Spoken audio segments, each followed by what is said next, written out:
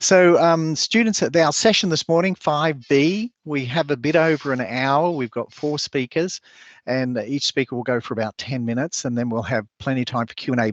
Please use the Q&A, use chat, etc. We've got people monitoring that, so that'll be great.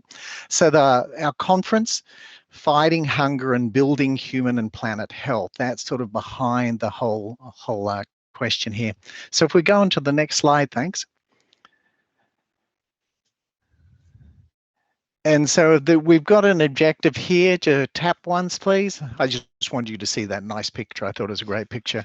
So our first, really, this is about trying to highlight the action of what has been done. So our speakers are going to talk about what has been done and what can be done. And the next one, we have 4 areas that we're going to cover. And next, we're going to be talking about advocacy, the role in meeting basic needs.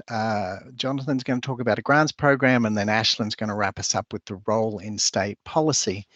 And before we get to that, though, if we go to the next, I want to present to you an equation which I have completely made up, but I thought it would lay a foundation for what we're trying to cover today. So the first question is N by E equals P. So what does the N stand for? And so if we go to the next tab, N is for the number. And what we're talking about here is the number of students, particularly university students that we have across the US. And so the next one will ask you a question. And there was a poll, but also maybe you can put in chat if you didn't do the poll. If you tap the next, thanks. The question is, do we have approximately 15 million, 20 million, or 25 million university students across the US? And so if anybody, I'll see if you've done the poll or the chat. Let's see. Okay, if you go to the next, most people are saying, in getting it correct, we have about 20 million students, this incredible number of students. So that's great. So the next slide then tries to break it down a little bit of the N. If we go to of those 20 million students, how many students are graduate? So again, the question is it 1 million, 2 million, or 3 million? And we'll have a quick look here. And the answer is, if you go to the next one, we can show people about 3 million. So a fair number of you got that correct. So we've got 20 million students. And when we look at this made up equation, the first thing being just we have this incredible number, this capacity of people who can do things. We've got about 20 million university students, and of that, about 3 million graduate students. And next slide, thanks. And so then what does the E stand for? And I've taken liberty here. If we go to the next, it's really energy. You know, we all know that students just come with an incredible amount of energy. And while they have their own needs, obviously, they also have so much to offer. And so as we've got this number of students, we've got this energy, and then we go on to the next slide and we see that the P then stands for, and next slide, thanks, possibilities. And that's what we're going to hear about today. And if we go on to the next slide. So we're going to hear about the possibilities as related to advocacy. And for that, we've got Nicole.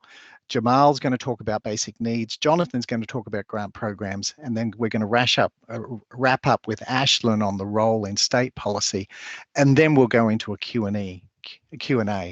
So thanks. We're going to pass then to Nicole. And just as a very brief introduction for Nicole works for the University of California System Office of Federal Government Relations.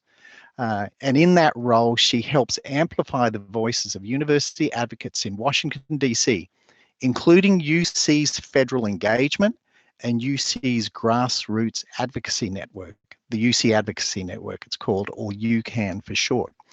So thanks, Nicole. We'll cross over to you in about 10 minutes. Thanks. Great. Thanks, Mark. Hi, everyone. It's great to be here with you today. As Mark said, I am Nicole Carlotto, and I'm the Director of Communications and Advocacy in the University of California's Office of Federal Governmental Relations. I'm excited to talk to you about the university's grassroots advocacy program, the UC Advocacy Network, or UCAN for short, and some of the ways we're working with students to help elevate their voices. Next slide, please. So I'm speaking to you today from Washington, D.C., the home of UC's Federal Governmental Relations Office. It is my job and the job of my colleagues to engage with federal legislators and agencies to advocate on behalf of UC's mission in education, research, healthcare, and public service. We advocate in a variety of ways, and I've highlighted some of the tools we use on the screen, including fact sheets, social media engagement, and pre-COVID in-person meetings and events. If you're interested in advocacy, and if you haven't already, I highly encourage you to learn more about your campus or organization's government relations office. They are there to help. Next slide, please. So, the UC Advocacy Network. This is a very important tool in our advocacy toolbox because, as those of us who work with UCAN can attest, students really do have the power. In many ways, they are some of our best advocates when it comes to engaging with federal legislators and agencies, as well as those at the state level. UCAN operates in the digital space, which also means that we were well equipped to shift to virtual engagement over the last year. Our grassroots community is a group of committed people who lend their voices to shape state and federal policies promoting the university's mission. We send emails and texts to advocates who then engage with their legislators via email, phone call, petition, pledge, or social media. We view UCAN's goal as twofold. First, highlight the university's priorities, needs, and challenges for legislators via third-party advocates, and help influence the budget and legislative processes. Since we launched the current day iteration of UCAN just about 4 years ago, we've grown to a community of more than 40,000 people, which includes everyone from students to staff and faculty to alumni and other friends of the university. Together, we've advocated for federal legislation to support and protect our communities, such as COVID-19 relief legislation to help students and institutions recover from the pandemic. This is an effort that reached every member of the California congressional delegation. We've rallied around efforts to protect DACA recipients and other members of our undocumented community, which included sending more than 10,000 signatures to Congress following last year's Supreme Court decision. And this is just at the federal level. Our state governmental relations office is just as engaged on issues related to state legislation. All of the work that we do with UCAN is part of our fight for a better future for our university community, of which students are truly at the heart. Next slide, please. What makes UCAN successful are the advocates who are part of it, and students play a significant role. There are more than 285,000 students at the University of California. These students are active and engaged and have meaningful experiences to share. Recognizing the power of students, coupled with our goal of helping to teach the next generation, the UCAN Student Ambassador Program was born. What started as a program with 9 students 3 years ago now has more than 100 students. Current ambassadors represent all 10 UC campuses and reflect the university's diversity. About half are first generation, and more than half receive some form of financial aid. Through the program, we virtually meet with the ambassadors every month, during which we share information about key UC issues, such as the state budget or student financial aid, and help demonstrate the role that advocacy, and specifically them, can play in shaping outcomes. And while the transition to complete virtual engagement has been challenging, given the digital nature of UCAN, they have been more successful than ever. Earlier this academic year, the ambassadors played a significant role in the university's Get Out the Vote efforts. They worked to mobilize their communities to register to vote and to show up at the polls. The program helped provide them with tips and tools for outreach and engagement, which the students then took and applied to their networks. This included sharing stories on social media and in messages to our UCAN community. In addition to helping the ambassadors spread the word about campaigns and university priorities, we also connect them directly with their campus government relations directors so they can learn more about what goes on in government relations at the campus level and get exposure to additional advocacy opportunities. In just a few weeks, our ambassadors will participate in the first ever federal virtual Capitol Hill Advocacy Day, in which they will apply what they've learned over the past few months. Our hope is that the tools and skills that they've been developing will help them down the line, well beyond when they are UCAN ambassadors. They will have a deeper understanding of how state and federal processes work and what they and others can do when they want to take action. Next slide, please.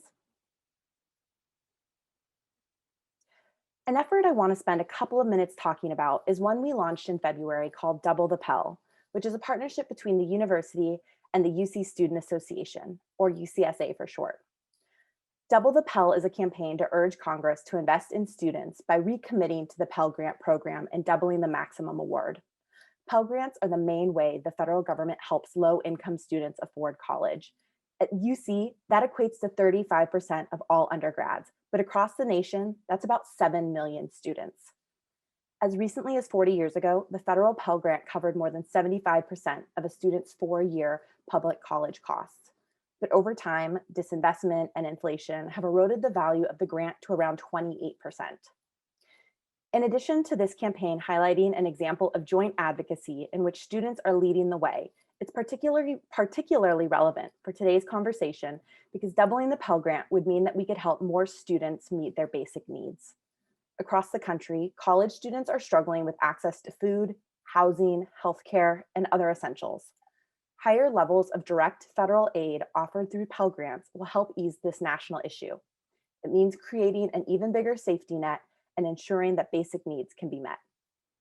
Further, at UC, if the Pell Grant maximum award was doubled, the university could extend more financial aid to students whose household incomes make them ineligible for federal assistance. This multifaceted campaign leverages actions at the campus level, on social media, through our UCAN community, and virtually in Washington, D.C. We have a joint campaign landing page, which you can see on the left-hand side of the slides, that is the home for this effort, and have also employed a campaign logo to help bring a cohesive feel to our efforts. UCSA recently led a week of action that included a press conference, a congressional briefing. You can actually see a screenshot at the top right of the slide there from our green room, a campus Twitter competition to encourage students to sign a UCAN petition, congressional meetings, Instagram lives, and even an Instagram story takeover by a Pell Grant recipient on UC's account. Over the past 6+ months, my office met with UCSA bi-weekly to plan and strategize around the campaign. Together, we identified a mutual priority and developed a plan, drawing on each organization's strengths to bring the campaign to fruition. At heart, this is a student-led and student-driven effort, but UC can help provide support and resources that might not otherwise be available. This advocacy effort is one that highlights the power of finding common priorities and working together. We're 2 months in, and I can't wait to see what we can accomplish. Hopefully doubling the Pell sooner than later. Next slide, please. Okay, so this is all well and good, but I recognize that not everyone has access to some of the tools I've alluded to today. Don't worry, that doesn't have to stand in your way. When thinking about advocacy, the first thing to do is to identify potential partners. Start small, reach out to friends who might be interested in building a coalition. Then perhaps reach out to some student organizations that are aligned with your advocacy goal. Then consider if your goals might align with your university or organization's priorities. And if so, identify who you could reach out to start a conversation. And whether or not you have access to paid tools, there is so much out there that's free. As someone who is not the best with digital design, I can personally attest that the free version of Canva makes it easy. I've created Facebook slides, Facebook story slides, event flyers, and other social media assets. And the power of Google Drive should not be underestimated. Want to develop a petition or a sign-on letter to send to your lawmakers? Utilize Google Form to solicit signatories. Want to create sample social media posts for a day of action? Create a digital toolkit in Google Sheets and share out the link. And the reality of our current situation is that the pandemic has made it easier than ever for individuals to engage in advocacy events and meetings because no one can travel.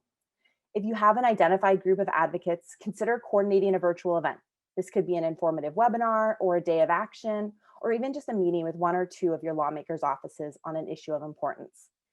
And if you're not sure where to begin, take to the internet to see what advocacy events might already be planned that you can plug into and learn from. Next slide, please. And with that, I want to thank you for having me today, and I will pass it to Jamal. Great. Thanks, Nicole. Your timing was perfect. I don't know if you practiced. That was excellent. Maybe. And we're next going to hear from Jamal about student basic needs, and just a little bit about Jamal. He's the voting UC student regent and former chair of the Regent's Special Committee on Student Basic Needs. He'll discuss some lessons he's learned throughout the process of advocacy. Thanks, Jamal. Thank you, Mark, and great to see you again, Nicole. I'm saddened that a lot of the stuff that I'm gonna be talking about is gonna be redundant because Nicole is so thorough. I was gonna make a lot of the exact same points about UCAN and how you can get involved, but now you know, so I can spend a bit more time on other things. So great job, Nicole. Good morning or afternoon, everyone. My name is Jamal Muwakil. I use he, him pronouns, and I'm going to talk a little bit about the history of the story of student basic needs and how we've been addressing them here in the University of California.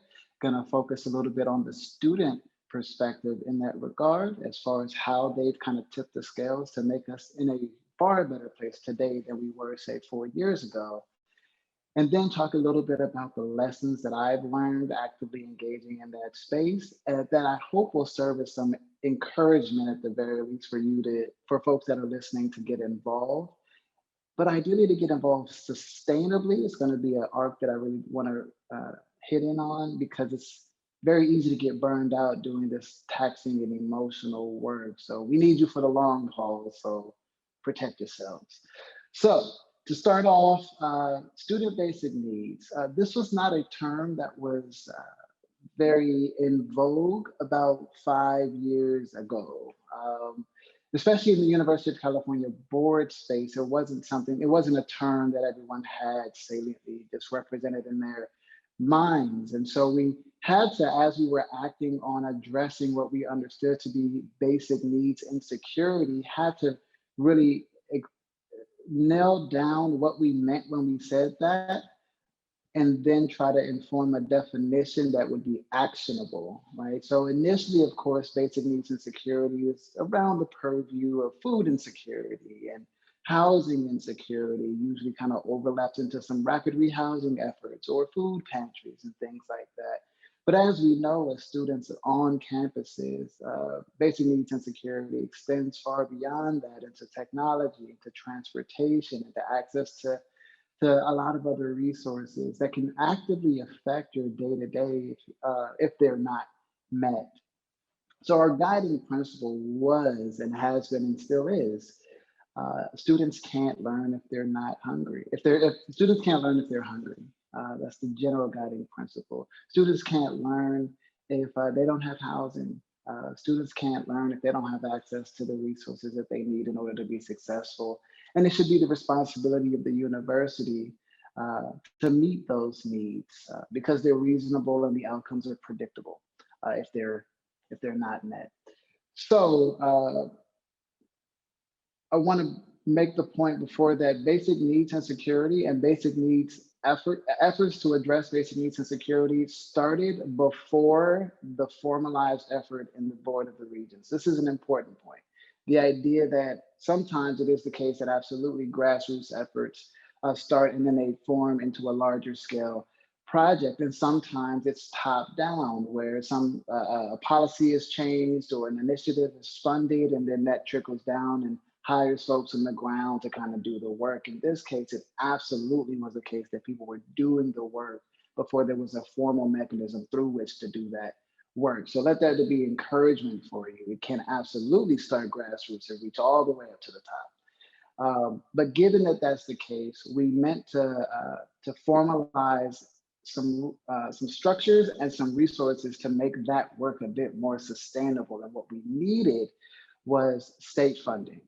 Which we didn't have. At this point within the University of California, chancellors were kind of as needed and per their whim, assigning some funds, maybe pulling from other divisions to address this issue, maybe some philanthropic donations to form a food pantry, or just the goodwill of staff, people, and students to pull together these things on a volunteer basis. And while this is good, it's not really scalable in the same way. We need institutional resources in order to do this work.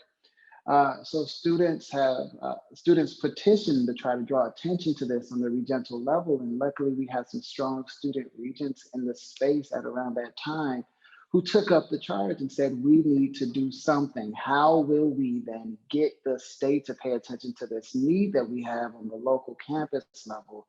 Well, we need to investigate, which is always fun. Boards love to investigate. And so we started a special committee. But the beautiful thing about this special committee is that it was chaired by the student regent. So this is something that doesn't happen very often at all. But the student regent lobbied to get the committee made, lobbied to chair the committee, and as chair, was able to bring in people to speak to the issues that were important. That informed the subsequent report and the existing dashboard that is now publicly available. So I want to encourage you, if you haven't seen it, you can just Google search UC Basic Needs Dashboard. It's a repository of data around basic needs and security that's really broken out in a fine-grained way. This serves as an empirical basis for future advocacy and lobbying, because the numbers will therefore be consistent, and we can kind of speak to how well we're doing in the space year to year, or how poorly we're doing in the space year to year, according to different demographic types. So very useful tool. But none of that would have happened without student voice, without students knocking on the door, without students leading the charge. And because that happened, we got, I think initially around $12 million of ongoing funds, I think last year or the year prior. Time in Zoom world is wonky. But at some point, the state gave us $12 million in ongoing funding to address basic needs and security on the UC campuses. This was a huge win for us. This means that we weren't robbing Peter to pay Paul, pulling from student affairs funds to try to shoestring together some initiatives, but we were able to build some sustainable infrastructure with full-time folks to do this work to address the needs of the students, and to do so in a way that wouldn't burn them out. Because of that, I'll say, no one really expected, or we couldn't predict COVID, but because of the infrastructure that we built prior to the pandemic to address basic needs and security, that served as some institutional pipelines to get resources to people in need during the pandemic. So an invaluable resource that we would not have had. The transition would have been much harder if we didn't have that infrastructure already built. So benefits in that regard. I'm so glad and proud of us that we took that on at the time we took it on in advance of the pandemic. And then lastly, we found that we continued our advocacy, and the conversation around basic needs and security got a bit more prominent, got more used within the lexicon of more state leaders, of federal representatives, of administrators, to the degree where it was a lot easier to argue for more resources this upcoming year. So in this year's governor's budget, we have an increase in the ongoing budgets to address basic needs and security here at the University of California. Another great win that is all credit to the students and our lobbying staff for continuing the conversation in that space. So I say all of this to say that 4 to 5 years ago, this was not a conversation that was being had at the state level. This was not a conversation being had in our governance board spaces. And now we have a robust system-wide basic needs effort that is positively impacting the lives of hundreds of thousands of students every day, and will continue to do so going forward.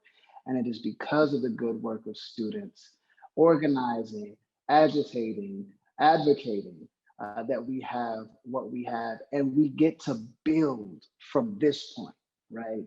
So we have a lot further to go, but we start here now, as opposed to what is basic needs again.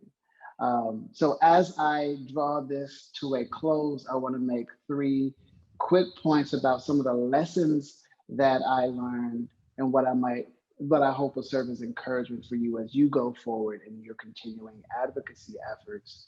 One will be maintain an unbroken history This basic needs project, from at least the students' region's perspective, but I know also from UCSA's perspective and UCDPC's perspective, has been an ongoing multi-year effort. It didn't happen because you had one passionate person in place at one time and then it happened. Some people did some work and then passed the baton to the next person who took it to the next little bit and passed the baton to the last person. I happen to be in place towards the end of our special committee to bring that home and to chair the report writing. But I did not start that effort. That was two student regions prior to me and their partners in the UCSA and UCDPC. So be mindful that it's the good work that's sustainable is not necessarily going to be done in one term of student leadership. So be prepared to bake in your succession plan. Point two, build a coalition. Sometimes students can be relatively myopic because we live, eat, and breathe our university, but there's so many other organizations outside the university that are doing the exact same good work, sometimes for a lot longer, and they could use your people power as students, and you can use their infrastructure and expertise in space to kind of optimize your effectiveness. So be prepared and be willing and engaged to build coalitions across campuses, across university types, across organizational types. This will help with the sustainability so that everyone's not reinventing the wheel and doing the same work just multiple times. And it will kind of take a lot of the burden off your shoulders. Lastly, I'd encourage you to always be mindful to craft a narrative. If students are nothing else, students are great storytellers, right? And that's super impactful at the state government and federal relations level, right? They love to hear the stories from the experiences of the people that are living the life. So as you engage in whatever area of advocacy that is suited to you, be mindful of the story you'll tell around how this change or this policy thing or this funding will impact your life in a positive way that resonates with the people who are hearing it. If you can do this, then you can be effective in the space. So looking forward to your questions on the tail end of this, looking forward to the rest of the presentations. Thank you for your attention, and I'll turn it back to Mark. Great, thanks, Jamal. Fantastic. And I did want to comment that when you mentioned, it changes the lives of hundreds of thousands of students. I wondered what it was like for you to be representing the 280,000 students in the UC system. Phenomenal. So thank you for your efforts. Before we go on to the next speaker, I just want to thank people who are putting chats and comments and so on in the chat. Particularly, there's a link to the UCAN and the dashboard that Jamal mentioned. So that's great. Our next speaker is Jonathan, and Jonathan has spent most of the past 2 decades as a higher education and sustainability advocate. He's focused on supporting student solutions to emerging issues, and he's going to talk about grants programs. Thanks, Jonathan. Thank you so much, Mark. And I want to also really express my gratitude for everyone who's here, who is in this space, because that means you're interested and engaged in this hard work. And I also acknowledge, and I think we all understand, that this virtual space is challenging. It has its advantages. It has had innumerable disadvantages. So we continue to utilize it as we figure out the path forward. And I really want to thank everyone for being part of that. I also want to take a brief moment, because I have been really focused on supporting students to really uphold the voices of Jamal and Ashwin, who are part of this panel. Their student voices are critical for this work, and their voices are the voices of the future. So thank you both for being one of us right here in the panel, and I'm really happy to be here to support all of the work that you're doing. I think this is critical work. As Mark said, I run something called the Sustainability, Equity, and Justice Fund program at Western Washington University, and that is housed in the Office of Sustainability. I say sustainability knowing that Jamal already utilized that term a few times, and I'm excited that in these conversations you're going to see some common threads, and sustainability is a lens through which I see things. So we can go to the next slide. I want to talk a little bit about what sustainability is at Western Washington University. It's not just environmentalism, which it might have once been understood as. Western Washington University has established 4 pillars for sustainability: environmental protection, economic fairness, social justice, and human health. Those were codified in a sustainability plan that the university developed in 2017 as the guiding principles for all of our actions. Because these things are interdependent and intertwined. And if you look at all of them, you see student needs. Students require clean air. They require the financial ability to get an education. They need their health. They need equity to have the same opportunities for education. So these things are very much intertwined and interconnected. And I think they really align with the theme of this this summit, which is of course one health and one planet. Everything requires sustenance, requires nourishment, whether it's ideas, movements, societies, people. And what I run is a grant program that provides sustenance for ideas. It's funded by students, and the funds go right back to students to provide for student ideas, student projects, and student needs. And so what I'm going to do is just spend about 5 minutes talking a bit about the history and the structure of that program in hopes that it can inspire people. I've included a poll about people's awareness of whether or not your school has a green fee or a sustainability fee. One thing I noted is that a lot of people weren't sure. And I urge you, whether or not you're student, faculty, or staff, to find out, what are the students paying for? And if you're a student, are there things that you have purview over? That is your money, and hopefully you are able to steer or influence what it's doing. So if we could go to the next slide, please. And I just want to talk for a minute or two about this fund that I currently manage. It was originated 15 years ago as a green energy fund. And that was something that was created by students, actually. So again, going back to what Mark said about, this is student energy and student engagement that has made these things happen. 15 years ago at Western Washington University, a group of students in a club called the Students for Renewable Energy went to the administration and said, we think that the university should be buying renewable energy credits to offset all of our energy use, which of course is considerable. There was a lengthy conversation trying to figure out how and if that could be accomplished. And eventually the administration said, well, one option is for the students to purchase those RECs, and that would be done by essentially taxing yourself. If the students want to create a fee, and all the students paying for it, those funds can be used for exactly that. So at Western Washington University's Associated Students, and at most Associated Students, I believe, that sort of fee can go up to the students in the form of a ballot. And the students voted overwhelmingly. 86% said, yes, we're willing to tax ourselves because this is something we believe in. This is true to our values. And so we began this green energy fund to purchase renewable energy credits. Now, we were the first university in the United States for the students to actually tax themselves. And that was a real statement of intention. But after a few years, the fee went up for renewal, and the students said, wait a second. One thing that's going on is that renewable energy credit prices are going down, but awareness of the importance of sustainability is going up.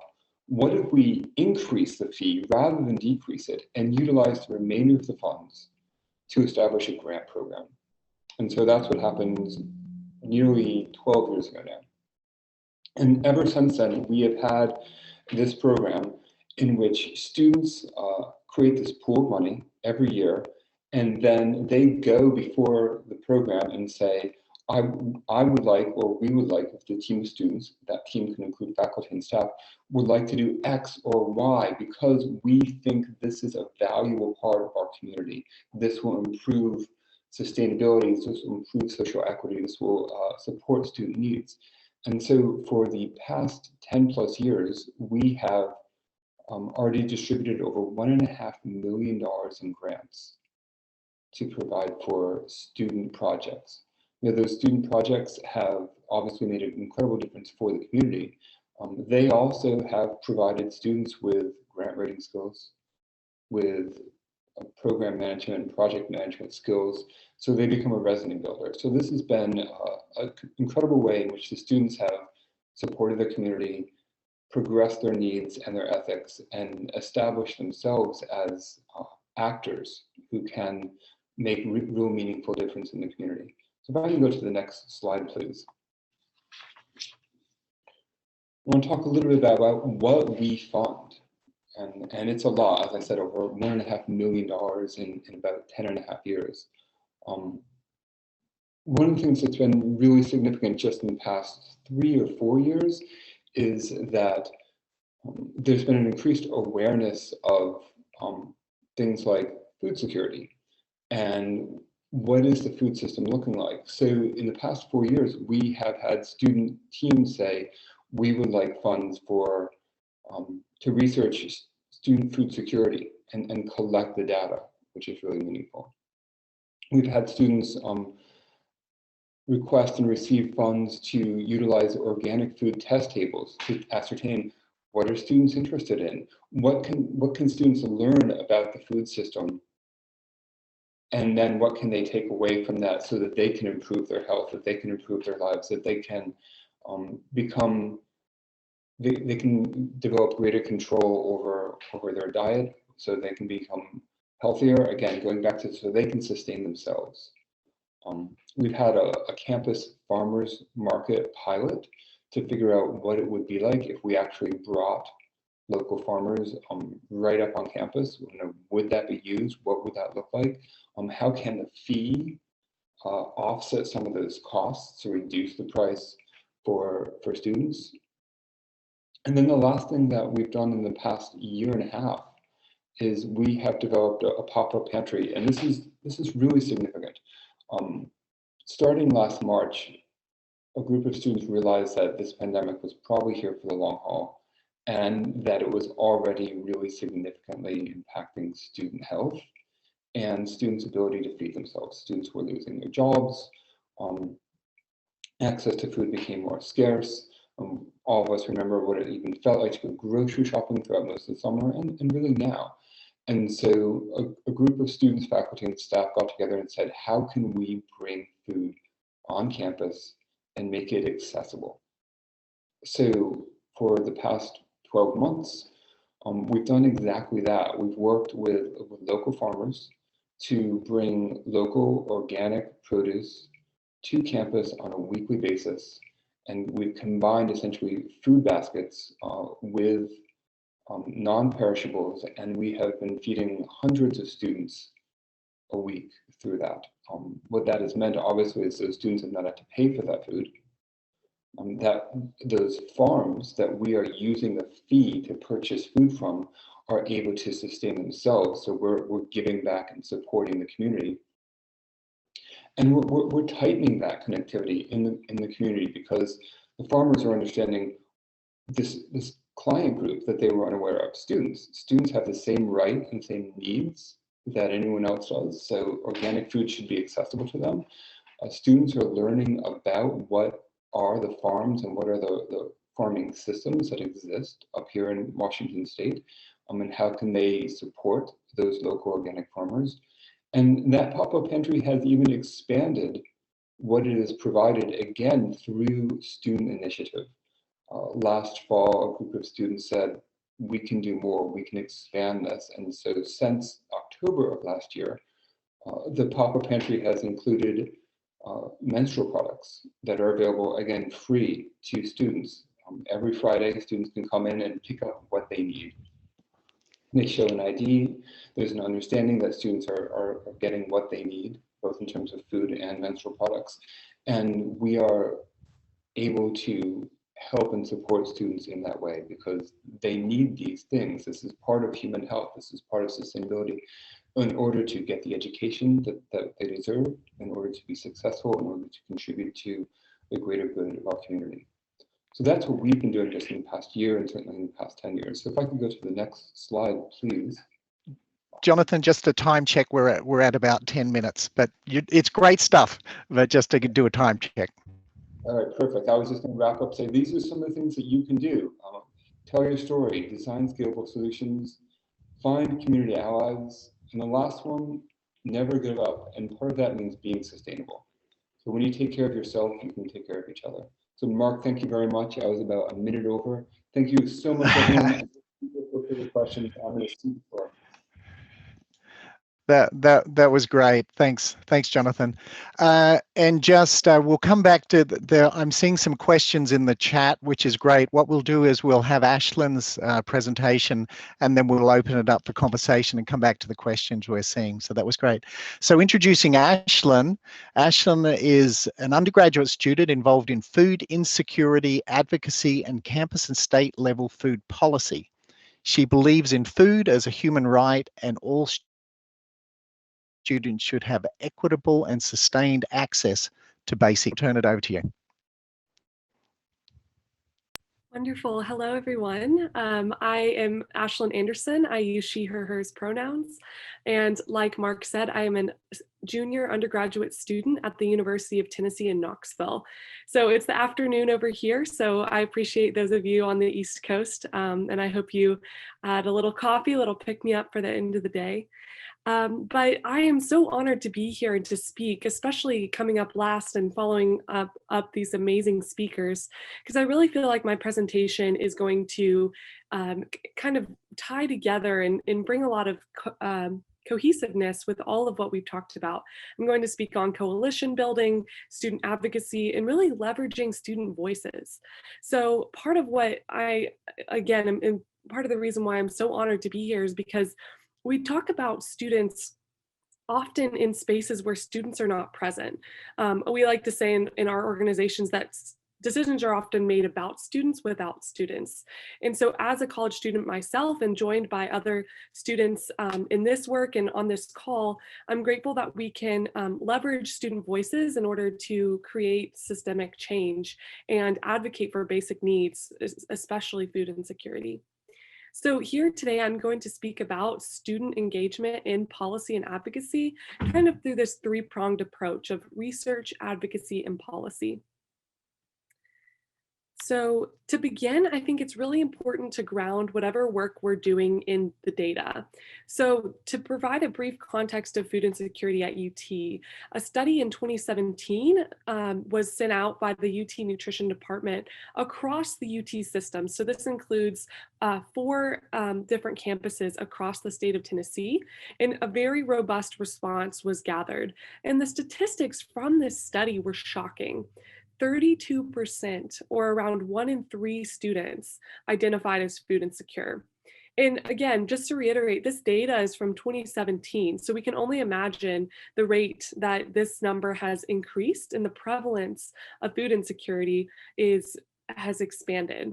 We also know that this data is matching and trending with similar numbers across the country. Nationally, this number looks about closer to 40% across 4-year and 2-year universities. But considering this extremely high prevalence of hunger on our campus, we started to, as students, recognize that something needed to be done. So we've heard from a few of our speakers already about the importance of coalition building. So that's exactly what we did. I'm going to speak about the Student Basic Needs Coalition, which was started in January of last year. So it's fairly new. But the chapter at UT Knoxville is actually the first chapter. And now it is amazing that the organization has spread across campuses across the nation. But really our mission and vision reflects what our name is. It's that student basic needs should be understood and met as human rights. And really what our speakers have said that I'll reiterate is that we need these basic needs to be met in order to have a successful and flourishing life as a student. And that's really difficult to do when you don't know when your next meal is going to be, or you don't know how you're going to pay rent this month. And these are the kind of things that we want to address as priorities for students. We also have, we have advocacy is a main component of what we do at SBNC. So taking that food insecurity statistic, we recognize that often food insecurity isn't the only issue of what students are dealing with. If they're food insecure, there might also be housing insecurity. So that's why we focus on the four-pronged approach of housing, health, safety, and food as our four tenets of advocacy. Next, I'm going to talk a little bit about SNAP. So on our campus at UT, the Supplemental Nutrition Assistance Program, or SNAP, is not very well known.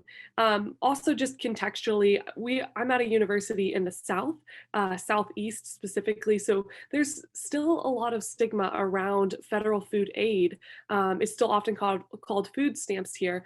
And I know, just in comparison, a lot of universities in California have this very robust CalFresh program.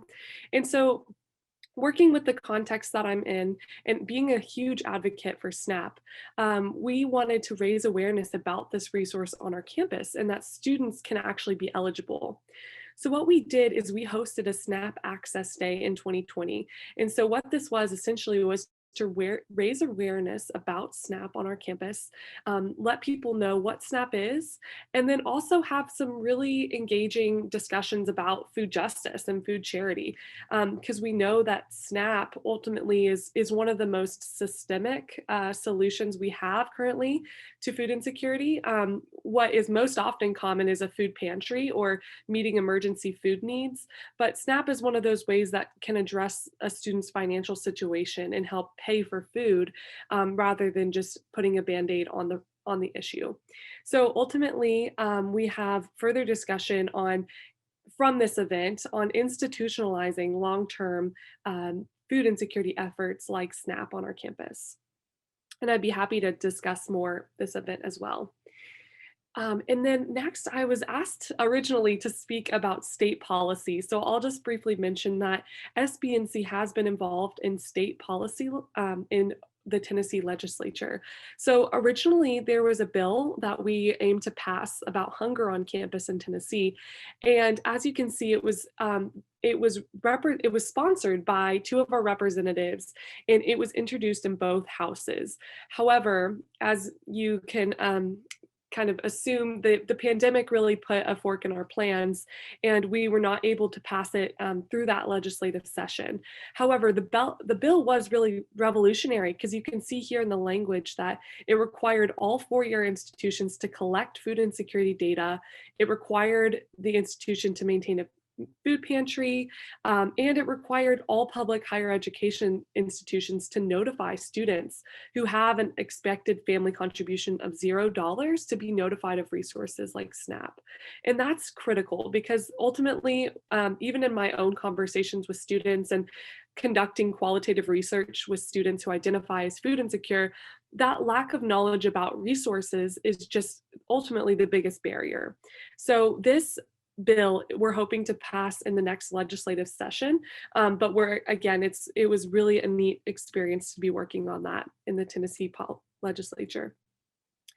I'll kind of bring some context to bear too in terms of examples. So we had a food pantry open on our campus last semester, and part of this was because of the bill, and it was because of the advocacy that was done prior to this past semester that we decided a third of our students are food insecure. We need at least a food pantry on our campus. That's the minimum. So we were really grateful with our administration that they did open a pantry and last semester, and that's been a really incredible help, because you can imagine that during the pandemic, food insecurity has spiked among students. And so we're hoping that this pantry, again, not only is a place where students can get food, but perhaps can act as almost a basic needs hub. It can be a place where students can get menstrual products, they can get SNAP resources, they can get housing information. So this is a place we hope that can be centralized and normalized on campus as well. And then thinking too more long-term, one of the efforts of students through SBNC and beyond is the Food Policy Council. So we're hoping to, again, all of the efforts we do have been have been focused on immediate needs, but looking long term, we really want to institutionalize some of the basic needs support that we're advocating for. So the purpose of this Food Policy Council is really to bring in students and stakeholders into a room to discuss decisions about how we can support students in ways through policy on our campus. So things like examining our dining contract with Airmark, establishing SNAP access through campus resources, and even integrating food support into on-campus retailers. So those are just some of the things that we look at. And then kind of to wrap up here, I just want to bring in some action items. So I believe I'm the fourth one to say that building a coalition is critical. It's important to bring in a variety of voices from across campus. So students being one of them, but also administrators, staff, and faculty as well. Think about campaigns that can be done. It's always great when people can kind of leverage around an issue. And finally, just raising awareness about the issues on your campus. It was a long time coming for us to even get across to our administrators that food insecurity existed. And that data was really kind of a leverage point for that. So I encourage you all to acknowledge the context of your state and local legislature and work on ways that you can kind of bridge that campus level advocacy to state level advocacy as well. So I will wrap up there and hand it back over to Mark, and thank you all so much for being here. Great, Ashlyn, fantastic. Thank you so much. I think we've had a really nice set of complimentary talks covering a real breadth of what the options are. And I'm just going to briefly mention something I got from each talk, just one from each talk. From Nicole, the idea of start small. From Jamal, I really like the idea of having a story to tell. That's what attracts people and gets them in. From Jonathan, the idea of never give up, persistence, I thought was great. And Ashlyn, that reinforcing that whole idea of building a coalition. Great points. We've got some questions in the chat. Please add if you have other or if you have questions you want to ask, but I'll start with the first one, which was from Nicole for Jamal. Jamal, can you comment on ways students, groups, and organizations' positions can successfully transition between leadership in such a way to help maintain momentum? Thanks, Jamal. Absolutely. So I'll answer the two different readings that I have of your question. One, how do they transition within leadership roles to maintain momentum as far as passing the torch from one year to the next? And then also once they stop being a student, how do they kind of maintain the effort that they have outside of the university context? So the first way, of course, is to have a succession plan with you when you start. So if it is the case that you run for a student body president or some leadership role in an organization, and congratulations, you did it, yay, who's your protege should be the first idea. It's not to say that you're going to necessarily be an emperor and just appoint your next person, but build for yourself an infrastructure where the history is being maintained so that there's documents in a drive. It's easier now than it's ever been before. And on just documents in the cloud, calendars, contacts, literature, you have Zotero, whatever. I'm an academic, so this is kind of what we do. But you want to catalog what you're doing, keep the information available. When you do this, what you're doing is you're streamlining the person who's coming behind you so they don't have to find all this stuff. They don't have to make all of those relationships anew, and they can more or less pick up where you left on to carry the project a little further than where you had to leave because of your logistical realities. This continues outside as well. So while you're in, say, your final year, your single year, look at what nonprofit organizations that are active in the space. There's a lot of organizations around sustainability, around the basic needs issues, food insecurity, housing insecurity, that exist in your area. I'm sure there are several, wherever it is that you are. See if you can partner with them while you're a student and you have this institutional support. And then that way you'll have your foot in the door, you'll have established those relationships, and you can keep up the good work after you graduate, even if it means just kind of connecting the organization that you're working alongside back to the campus if they don't already have a relationship. So hopefully those two ideas are useful. Thank you for the question, Nicole. Thanks, Jamal. Great. We have just again a time check. We have about 10 minutes left before I'm going to ask each of our presenters just for a one-sentence wrap-up. So if our speakers can be thinking of that, I'll get to that at about 20 past. We have another question here, which is, and I'll leave it open to any of the panelists who might want to answer. What's the role of research and data collection in advocating for student basic needs and other advocacy strategies? I'll leave whoever would like to step in for that one. I want to just And tag don't be in shy. I just want to say, I'm gonna be real quick. I know I just spoke, but as a scholar, this is kind of where I love. Like I geek out over dashboards, and they're my favorite things in the world. The idea is that research, I think, is vital to the process of advocacy because you establish empirical bases for the claims that you're making, right? So, and these are reproducible and neutrally accessible, right? So you can establish trends. So if I say, do we have a basic needs insecurity issue? And they'll say, by what metric? And so you'll need that data to establish like what proportion of the campus population is basic needs insecure and by what definition. How is that, what's the trajectory of that? Is that increasing, is that decreasing? By your policy intervention, how will that affect it? And how will you know you're doing a good job? Like this can only be discerned through data and the research methodology. So I think vitally important, and this hopefully opens up different pathways for different people to engage. Some folks are great on the mic and are great storytellers, and some folks would prefer to just kind of do a literature review and run the stats in the background. There's a place for everybody in the coalition, so this is a good thing. Great, thanks. So what I'm going to do, because there's some other questions, I think you've given a good answer. I'm going to ask one question for Nicole, and then one for Ashlyn, and then a question for Jonathan. And for Nicole and Ashlyn, the question is, are there key elements of an effective narrative that advocates should focus on when meeting with policymakers? What do you see as key? So first Nicole and then Ashlyn. Great, thanks, Mark. Yeah, I think when advocates are meeting with policymakers or their staff, it's important to share their story. I mean, yes, having the data is important, but for example, when students go in to meet with their elected officials, why does this matter to them? Elected officials want to hear from their constituents.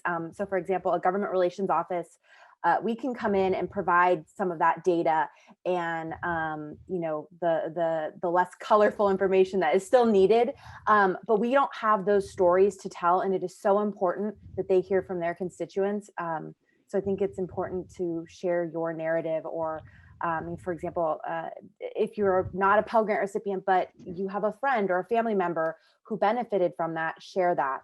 That is incredibly powerful. Great. Thanks, Nicole. Excellent. Ashlyn, do you have anything that you would see as the key element, perhaps reinforcing the idea of a story, whatever? Thanks, Ashlyn.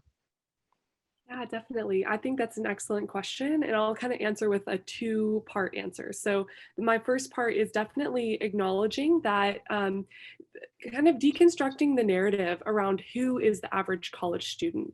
So when we talk about food insecurity, it's often tailored towards that traditional view of a college student, which historically, especially in the context of the South, has been like the 18 to 22-year-old white male with family financial support, and that is just not the case of who is a college student now.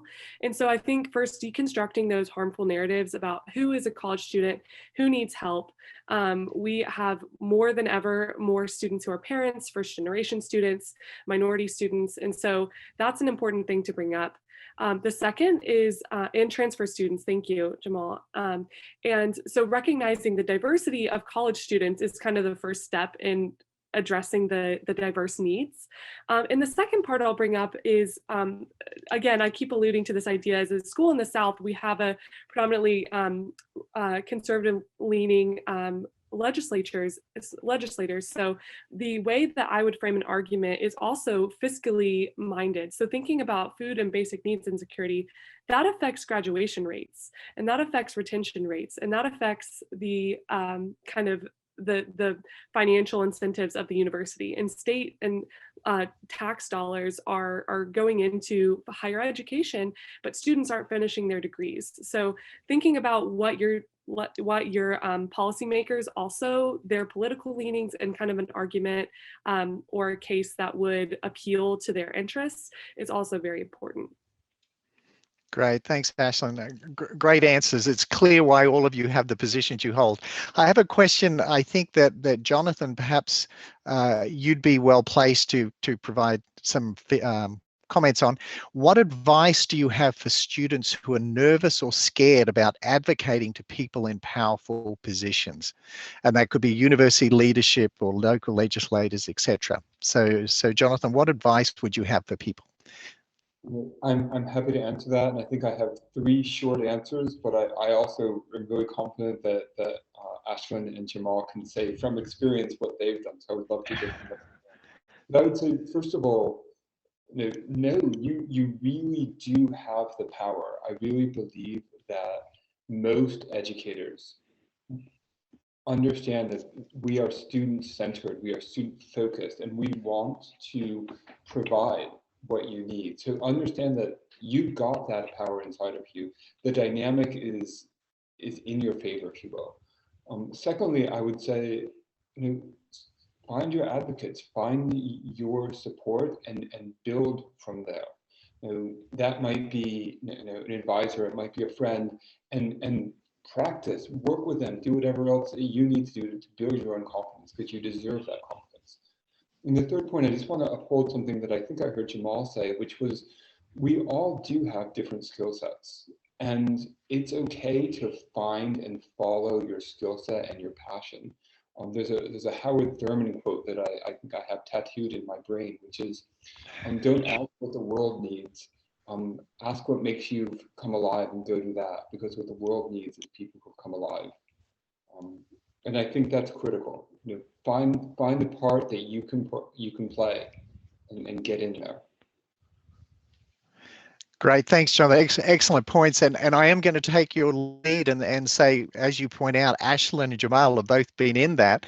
And so, what other advice? First with Jamal, and then Ashlyn. Do you have other suggestions to help people overcome what might be nerves or fear in terms of approaching people? So first Jamal, and then Ashlyn. Yeah, I'll just quickly just kind of resonate with what Jonathan already said. Great responses. I'll say to the idea of the power of students, right? So some I think of the hesitancy can be in the idea that I'm just an undergrad, but I will encourage you as a person who also was just an undergrad, that the grass always seems greener on the other side, but it just seems like as you go along, you just get more constrained and you long for the days when you were as free as an undergrad. To yell at people. So in this regard, I'll say your position as an undergraduate student is a powerful one within the campus structure. So you get to do stuff that no one else can do. You get to yell at people and talk to people in a way that no one else can. So I would say you are unreasonably powerful in the space. And I think that sometimes folks are encouraged to kind of help you to think that that's not the case, but you are very powerful in the situation. So I would argue, address it, reflect, engage with the hesitancy, but I would say if you take a few steps outside of it and just look at the overall structure and the affordances that everyone else has, you as an undergraduate student can do so much from that position out of it. So I'll just encourage you, and hopefully that'll motivate you to actually do some stuff, because yeah, they can't fire you. Great, thanks, Jamal. Ashlyn, and then also Nicole, in your role, do you have anything to add? And I think we'll get close to wrapping up. So going back, I'm going to come back to each speaker presenter and say, what's your one sentence? So Ashlyn, do you have any other recommendations for students approaching people? And then Nicole. Yeah, I think everyone pretty much hit the nail on the head here. Similarly, I think as an undergrad student, I see tours on campus every day and potentially, trying to get students to come in. And I was like, I was one of those students at one point. So I do, they are profiting off of me being here. So I do have a voice. And yeah, I would just say in terms of, it can seem pretty scary to, go talk to your chancellor about these issues or kind of start one of these things. But I think really it goes back to coalition building, because it's always a group is stronger than an individual in terms of advocating for something. So having kind of a movement behind you that is kind of leveraging all of your voices, not just one, can really help with that. I think especially like the nervousness and fear of just approaching a administrator offhand. So that would be my recommendation. So Nicole, if you want to comment anything there. The only thing I will add is that there are, if you're, for example, if you want to talk to your state or federal legislators, there are sometimes resources on campus. So for example, our office works with students a lot, and other advocates, to help them prepare. So whether it's within a campus or an organization, or even just kind of doing Googling, it's okay to prepare and to write scripts. And I'm actually in the middle of kind of preparing for a group of students who are going to be going to do this exact thing in 3 weeks. So, there are resources out there, and it's okay to be scared as someone who still gets nervous in those situations. Just prepare as best as you can. Great, thanks. And we're approaching time, so I do want to get back to our speakers and give them a last opportunity. Before we get there, I want to thank everyone who's been part of the session. I noticed one here, Casey in the chat said this was a great session, amazing panelists. So feedback to all of you, well done. So I'm going to go through in the order in which you presented. So Nicole, we'll start with you, then Jamal, Jonathan, Ashlyn. Just one sentence to wrap it up each. Thanks, Mark. My one sentence is: identify potential partners, determine what advocacy infrastructures might already exist, and utilize our current virtual environment. Fantastic. Can I get you to put that in chat? I think it's worth having in chat. Thanks. Great, thank you. Jamal. So many things I could say. I would say with strategy and coalition, all things are possible. Can you put that in chat too? That's really good. That's really cool. Jonathan, thanks.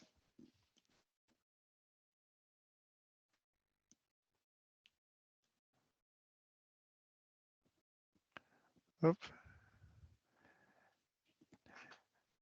Jonathan, I think you're on mute. Yeah, I was going to say, Jonathan, if you were speaking, we missed it. It wouldn't have been a complete Zoom meeting without you're on mute. I would just say, find out what you need to sustain yourself, to take care of yourself, and then expand that circle of care out to everyone. Fantastic, thanks, Jonathan. And Ashlyn, we'll finish with you. Yeah, I would just say amplify student voices and bring students to the table. And if there's not room, then bring up some chairs. And so can you each of you put that in the chat as well? I think this is some really rich stuff there. So great. So thanks everybody. I do have a formal announcement just as we close out. Again, join me in thanking our 4 panelists who I think did a remarkable job. So thank you all. And from the organization, the summit organizers, they're asking that you please stay with us. Immediately following this session are the Student Poster Awards, and then there's a dynamic wrap up you won't want to miss by Ruben Canedo. So don't miss it. So thanks everybody, and have a great day. Thank you all. Great job, everyone. Great to see you all again.